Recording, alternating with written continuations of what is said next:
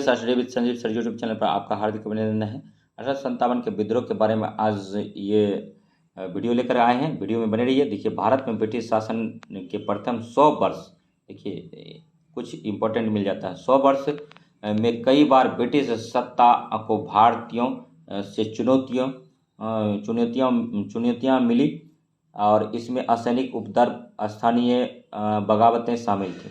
1857 के विद्रोह के फूटने से पूर्व ही भारत में कई स्थानों पर विद्रोह के स्वर फूटने लगे थे, जो इस प्रकार है। 1764 का बक्सर का युद्ध। तो बक्सर का युद्ध कब हुआ? 1764 में। 1764 में बक्सर के युद्ध के समय हेक्टर मुनरो के नेतृत्व में लड़ रही सेना के कुछ सिपाही विद्रोह कर मीर कासिम से मिल गए। और नेक्स्ट क्वेश्चन है कि 1806 ईस्वी में बेल्लोर मठ में कुछ भारतीय सैनिकों ने अंग्रेजों द्वारा अपने सामाजिक धार्मिक रीति रिवाजों में हस्तक्षेप के कारण विद्रोह कर मैसूर के राजा का झंडा फहराया। और नेक्स्ट देखिए, 3 नंबर पॉइंट है कि 1842 में बर्मा युद्ध के लिए भेजी जाने वाली ब्रिटिश भारत की सेना की 47वीं, याद रखिएगा, 47वीं पैदल सैन्य टुकड़े के कुछ सिपाही उचित भत्ता न मिलने के कारण विद्रोह कर दिया। और 1825 में असम स्थित तोपखाने में विद्रोह हुआ। और नेक्स्ट पॉइंट देखिए, वीडियो में बने रहिए। अगर वीडियो अच्छा लगे तो लाइक कीजिए, सब्सक्राइब कीजिए और शेयर कीजिए तथा इसी प्रकार का वीडियो देखने के लिए हमारे GS study with Sanjeev sir YouTube channel से बने रहिए। थोड़ा सा वीडियो हिल रहा है, कॉम्प्रोमाइज़ कीजिएगा, नहीं तो आप छूट सकते हैं ये सब क्वेश्चन से। 1844 में 34वीं NI तथा 64वीं रेजिमेंट के सैनिकों ने उचित भत्ते के अभाव में सिंध सैन्य अभियान पर जाने से इनकार कर दिया। 1849 और 50 में पंजाब स्थित गोविंदगढ़ की एक रेजिमेंट विद्रोह पर उतर आई। तो अब जो है यहाँ से 1857 के विद्रोह को थोड़ा सा विस्तार से देखेंगे, तो वीडियो में बने रहिए। और कुछ यूनिक मिलने वाला है इसमें, तो वीडियो में बने रहिए। देखिए, 1857 के विद्रोह को जन्म देने वाले कारणों में राजनीतिक, सामाजिक और आर्थिक और धार्मिक सभी कारण जिम्मेदार हैं। तो इसीलिए देखिए, BPSC एग्जाम ले रहा है, तो इसीलिए देखिए दे देगा 1857 के विद्रोह को जन्म देने वाला कारण कौन था? ऑप्शन ए राजनीतिक, ऑप्शन बी सामाजिक, ऑप्शन सी आर्थिक, ऑप्शन डी धार्मिक, ऑप्शन ई उपयुक्त में से कोई नहीं, उपयुक्त में से एक से सभी। तो इसका आंसर हो जाएगा उपयुक्त में से सभी, याद रखिएगा। और नेक्स्ट देखिए, इसीलिए हम सारे पॉइंट्स को कवर करा रहे हैं। राजनीतिक कारणों में डलहौजी का व्यक्तिगत नीति किसका था? डलहौजी का। वेलेस्ली का क्या था? सहायक नीति का विद्रोह को जन्म देने में महत्वपूर्ण भूमिका रही। डलहौजी ने अपने व्यक्तिगत तथा नीति द्वारा जयपुर, संबलपुर, झांसी, नागपुर आदि राज्यों को ब्रिटिश साम्राज्य में विलय कर लिया। साथ ही अवध के नवाब को गद्दी से उतार दिया। भूतपूर्व पेशवा की पेंशन जब्त कर ली। यह सब कारण व्यापक असंतोष फैलाने के लिए पर्याप्त था। और नेक्स्ट देखिए, राजनीतिक कारणों के साथ ही प्रशासनिक राजनीतिक कारण भी विद्रोह के लिए जिम्मेदार थे। और नेक्स्ट, प्रशासनिक कार्यों में भारतीयों की जातीय श्रेष्ठता पर आधारित थी। कोई भी भारतीय सूबेदार से ऊंचे पद तक नहीं पहुंच पाता था। न्याय के क्षेत्र में अंग्रेजों को हर स्तर पर भारतीयों से श्रेष्ठ माना गया। और नेक्स्ट देखिए, कंपनियों की भू राजस्व व्यवस्था ने अधिकार अभिजात वर्ग को निर्धन बना दिया। बंबई में स्थापित इनाम कमीशन ने अपने सिफारिशों के आधार पर करीब 20,000 जागीरों को जब्त कर लिया। और आर्थिक कारण भी 1857 के विद्रोह के लिए जिम्मेदार थे। भारत में अंग्रेजी साम्राज्य का सबसे बड़ा अभिशाप था देश का आर्थिक शोषण। तो वीडियो में बने रहिए महत्वपूर्ण पॉइंट देखने के लिए। आर्थिक शोषण और उसके पारंपरिक आर्थिक ढांचे का पूर्णतः विनाश किसानों, दस्तकारों और हस्तशिल्पकारों तथा बड़ी संख्या में परंपरागत जमींदारों को दरिद्र बना दिया। और नेक्स्ट देखिए, 1857 के विद्रोह के सैनिक कारणों में अनेक ऐसे कारण थे जिन्होंने इस विद्रोह पृष्ठभूमि तैयार की। और नेक्स्ट देखिए, पदोन्नति से वंचित, वेतन की मात्रा भारत की सीमाओं से बाहर युद्ध के लिए भेजा जाना तथा समुद्र पार भत्ता न देना आदि ऐसे कारण थे जिन्हें भारतीय सैनिकों में असंतोष को जन्म दिया और वे विद्रोह के लिए विवश हुए। और नेक्स्ट देखिए, चर्बी लगे कारतूस के प्रयोग को 1857 के विद्रोह का तत्कालिक कारण माना जाता है। और विद्रोह का योजना देखिए, कुछ इतिहासकार मानते हैं कि नाना साहब का दूसरा नाम क्या था? धुंधुपंत, एग्जाम में पूछता है, याद रखिएगा। और नेक्स्ट के निकटस्थ अजीमुल्ला खां तथा सतारा के उपदस्थ राजा के निकटवर्ती रनोजी बापू ने लंदन में विद्रोह की योजना बनाई थी। तो लंदन में विद्रोह की योजना कौन बनाया था? रनोजी बापू। देखिए इंपॉर्टेंट पॉइंट मिलता है, इसीलिए सारे जगह से कवर कर रहे हैं। क्या पता यही पूछ दे, रनोजी बापू ने 1857 के विद्रोह के समय कहाँ विद्रोह किया था? तो लंदन में योजना बनाया था। और अजीमुल्ला ने बिठूर कानपुर, देखिए ये भी पॉइंट मिला, अजीमुल्ला ने बिठूर कानपुर में नाना साहब के साथ मिलकर विद्रोह की योजना को अंतिम रूप देते हुए 31 मई 1857 को क्रांति का दिन निश्चित किया और क्रांति के प्रतीक के रूप में कमल और रोटी को चुना गया। और नेक्स्ट देखिए घटनाक्रम अब देख लेते हैं, वीडियो में बने रहिए। और चर्बी लगे कारतूस के प्रयोग से चारों तरफ व्याप्त असंतोष के विद्रोह के लिए निर्धारित तिथि से पूर्व ही विस्फोट को जन्म दे दिया। देखिए पूर्व पहले ही कर दिया, लेकिन तिथि आगे था, लेकिन उससे पहले इतना जोश उस टाइम भर गया था कि उससे पहले अंजाम दे दिया। नेक्स्ट देखिए, चर्बी युक्त कारतूसों के प्रयोग के विरुद्ध पहली घटना 29 मार्च 1857 को बैरकपुर की छावनी में घटी। यहाँ मंगल पांडे नामक एक सिपाही ने चर्बी लगे कारतूस के प्रयोग से इनकार करते हुए अपने अधिकारी लेफ्टिनेंट बाग और लेफ्टिनेंट जनरल ह्यूसन की हत्या कर दी। तो ये भी पॉइंट आपको देखने को मिला। ठीक है, वीडियो में बने रहिए। अगर वीडियो अच्छा लग रहा है तो लाइक कीजिए, सब्सक्राइब कीजिए और शेयर कीजिए। देखिए नेक्स्ट क्वेश्चन है कि मंगल पांडे उत्तर प्रदेश के तत्कालीन गाजीपुर अब बलिया जिले के रहने वाला था। तो ये क्वेश्चन देखिए, ये भी इंपॉर्टेंट मिला। बीपीएससी क्वेश्चन जो यहीं से कर देता है फ्रेंड।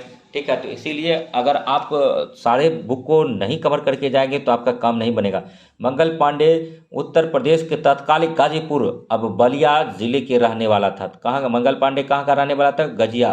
गाजीपुर यानी बलिया जिले के रहने वाला था। वह बंगाल स्थित बैरकपुर छावनी की 34वीं इन्फेंट्री का जवान था। और 8 अप्रैल 1857 को सैनिक अदालत के निर्णय के बाद मंगल पांडे को फांसी दे दी गई। और नेक्स्ट विद्रोह का प्रसार देखेंगे।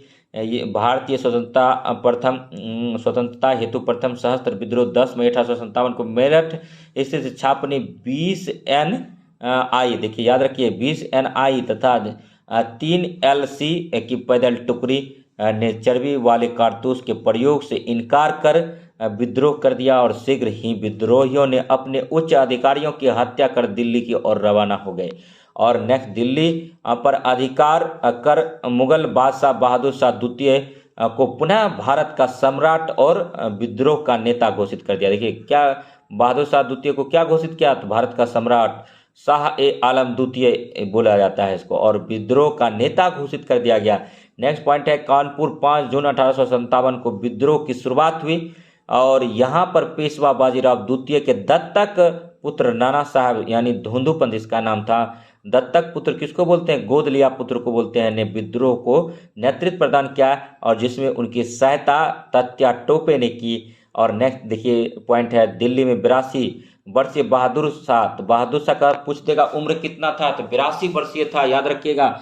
दिल्ली में 82 वर्षीय बहादुर शाह ने बख्त खां के सहयोग से विद्रोह को नेतृत्व प्रदान किया। और 20 सितंबर 1857 को बहादुर शाह ने हुमायूं के मकबरे में अंग्रेज लेफ्टिनेंट WSR हर्सन के समक्ष समर्पण कर दिया। एक्चुअली में क्या हुआ था, बहादुर शाह जब सारा राजा महाराजा पतन और दमन के शिकार हो रहे थे तो बहादुर शाह द्वितीय भाग करके हुमायूं के मकबरा में छिप गया था। और वहाँ पर क्या था कि लेफ्टिनेंट WSR हर्सन ने उसको पकड़ लिया। और नेक्स्ट देखिए, उसको रंगून निर्वासित कर देता है, उसके पुत्रों को उसके सामने आंख फोड़ करके मार डालता है। और नेक्स्ट देखिए पॉइंट, बहादुर शाह को शेष जीवन रंगून में निर्वासित बिताना पड़ा और वहीं उनकी मृत्यु हो गई। रंगून बर्मा में स्थित बहादुर शाह की मजार पर लिखा है। क्या लिखा है जरा देखिए, लिखा है कि जफर इतना बदनसीब है कि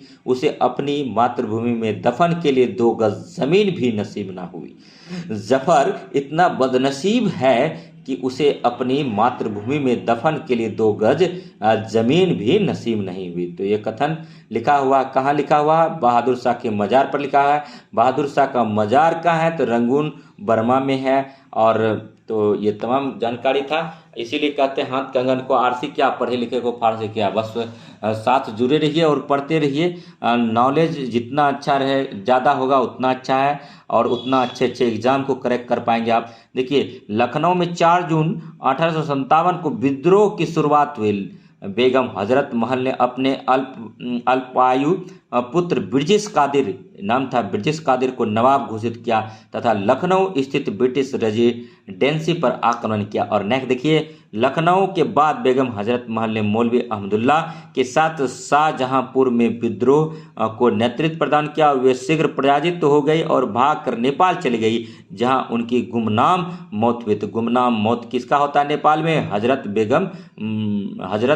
महल का होता है, याद रखिएगा, बेगम हजरत महल का। और नेक्स्ट देखिए, झांसी 5 जून 1897 को रानी लक्ष्मीबाई के नेतृत्व में विद्रोह की शुरुआत हुई, जिसमें रानी ने अपने साहसी नेतृत्व में अंग्रेजों के साथ वीरतापूर्वक युद्ध किया, परंतु झांसी के पतन के बाद रानी लक्ष्मीबाई ग्वालियर की ओर प्रस्थान कर गई। देखिए, रानी लक्ष्मीबाई का बचपन का क्या नाम है ये भी पूछा जाता है, मणिकर्णिका या मनु था, याद रखिएगा, दोनों में से जो देगा वही आंसर कीजिएगा। ग्वालियर में तात्या टोपे ने 7 विद्रोह की नेतृत्व प्रदान किया और उनके युद्ध में अंग्रेजों को पराजित करने के बाद अंग्रेजी जनरल ह्यूरोज से लड़ते हुए 17 जून 1858 को वीरगति को प्राप्त हो गई। और नेक्स्ट है, रानी लक्ष्मीबाई की मृत्यु पर जनरल ह्यूरोज ने कहा, भारतीय क्रांतिकारियों में यह सोई हुई औरत अकेली मर्द है। और नेक्स्ट पॉइंट है कि तात्या टोपे, जिनका वास्तविक नाम रामचंद्र पांडुरंग था। तात्या टोपे का वास्तविक नाम क्या था दोस्तों? तो रामचंद्र पांडुरंग था। ग्वालियर के पतन के बाद अप्रैल में 1859 में नेपाल चले गए, जहां वह एक जमींदार मित्र मान सिंह के विश्वासघात के कारण पकड़े गए तथा 18 अप्रैल 1859 को फांसी पर लटका दिए गए। तात्या टोपे की गिरफ्तारी मध्य भारत में 1857 के विद्रोह की अंतिम घटना थी और जगदीशपुर आरा बिहार में वहां के प्रमुख जमींदार कुंवर सिंह ने 1857 का विद्रोह के समय विद्रोह का झंडा फहराया था। तो तमाम जानकारी लेकर के आप सबके बीच उपस्थित हुए हैं। अगर वीडियो अच्छा लग रहा हो तो लाइक कीजिए, सब्सक्राइब कीजिए और शेयर कीजिए तथा इसी प्रकार का वीडियो देखने के लिए हमारे GS study with Sanjeev sir YouTube channel से बने रहिए। और नेक्स्ट देखिए, पॉइंट क्या है? उन्होंने विद्रोह की मसाल को रोहतक, मिर्जापुर, रीवा, बांदा तथा लखनऊ तक फहराया। अपने जीवन के अंतिम युद्ध में उन्होंने अंग्रेजों को भारी क्षति के साथ परास्त किया, साथ ही युद्ध में जख्मी हो जाने का कारण 26 अप्रैल 1858 को मृत्यु को प्राप्त हो गए। फैजाबाद में 1857 के विद्रोही को मौलवी अहमदुल्ला ने अपना नेतृत्व प्रदान किया और विभिन्न धर्मानुयायियों को आह्वान करते हुए अहमदुल्ला ने कहा कि सारे लोग अंग्रेज काफिर के विरुद्ध खड़े हो जाओ और उन्हें भारत से बाहर खदेड़ दो। देखो, ये सब पॉइंट नहीं मिला था और ये सब पॉइंट जो है अगर एग्जाम में पूछ दिया बीपीएससी तो क्या होगा। तो इसीलिए सारे वीडियो को देखिए, 1857 का जो भी वीडियो बनाएंगे सब आपके लिए अति महत्वपूर्ण है। हम एक्चुअली में बहुत दिनों का मेरा तपस्या है, पढ़ते हैं तो हमको पता रहता है कि कहाँ से क्वेश्चन फ्रेम किया जा रहा है। आप एक किसी बुक में खोजेंगे, जैसे स्पेक्ट्रम हुआ या फिर बिपिन चंद्रा हुआ या फिर टाटा मेगरा हिल की प्रकाशन की बुक आती है, नहीं मिलेगा। एनसीईआरटी में भी एक जगह नहीं मिलेगा। और नेक्स्ट देखिए, अहमदुल्ला की गतिविधियों से अंग्रेज इतने चिंतित थे, उन्होंने इन्हें पकड़ने के लिए 50,000 रुपये तक का इनाम घोषित किया था। तो अहमदुल्ला को पकड़ने के लिए कितना था?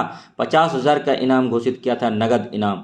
और 5 जून 1858 को रुहेलखंड की सीमा पर पोबाइया में इनकी गोली मारकर हत्या कर दी। तो अब्दुल्ला का कहाँ मृत्यु हुआ? तो पोबाइया में हुआ, याद रखिएगा। और रुहेलखंड में खान बहादुर खान ने 1857 के विद्रोह को नेतृत्व प्रदान किया था और असम में 1857 के विद्रोह के समय वहाँ के दीवान मणिराम दत्त ने वहाँ के अंतिम राजा के पोते पेशवर सिंह को राजा घोषित कर विद्रोह की शुरुआत की। और नेक्स्ट है, ठीक है, उड़ीसा में संबलपुर के राजकुमार सुरेंद्र शाही और उज्जवल शाही ने विद्रोह किया। और दक्षिण भारत, जिसका अधिकांश हिस्सा विद्रोह के समय सात था, के सतारा और कोल्हापुर में 1857 के विद्रोह का कुछ प्रभाव देखने को मिला। और नेक्स्ट पॉइंट है, बंगाल, पंजाब, राजपूताना, पटियाला, जिंद, हैदराबाद, मद्रास आदि ऐसे क्षेत्र थे जहां पर विद्रोह नहीं पनप सका।